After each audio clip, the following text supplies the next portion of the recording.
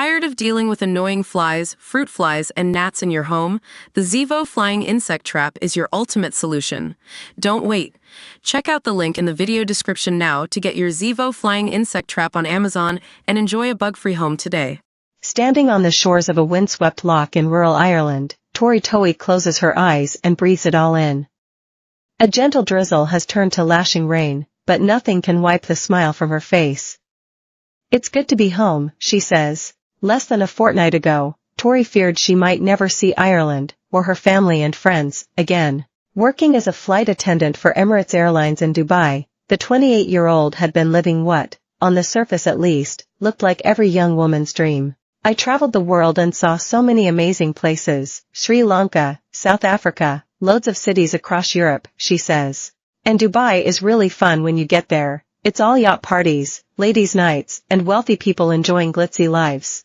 I used to love getting dressed up, going out to fancy restaurants, and posting photographs online." But behind the glamour of her social media pictures lay a sinister reality. Tori was living in fear, battling physical and emotional abuse at the hands of her controlling husband, a fellow Emirates employee whom she married after a whirlwind 3-month romance. The torment became so unbearable, resulting in hospitalization, police reports, and her husband ripping up her passport, that at the end of last month, seeing no other way out, Tori tried to take her own life. Mercifully, she survived. But her hellish journey wasn't over yet.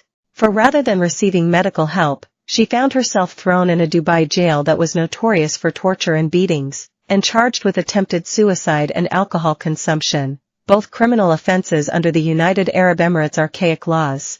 Worse still, because of the charges, she found herself facing a court hearing and potential prison sentence. "One lawyer told me that what I had done was equivalent to murder," she says. All the while, she was forbidden from leaving the country even following her release, rendering her trapped 4,800 miles from home.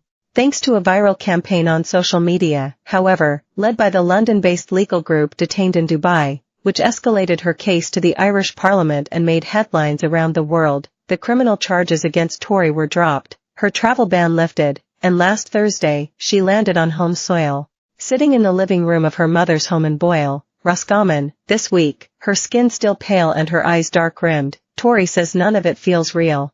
"I'm in shock," she admits. "I didn't think I would ever get home.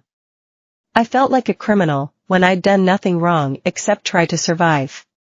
I had to abandon everything over there, my car, half my belongings, my little dog. I still don't know what's happened to her. The most important thing was to get out." Everything Tori has claimed in the past 10 days about her horrific experiences in Dubai is, it is important to note, her version of events.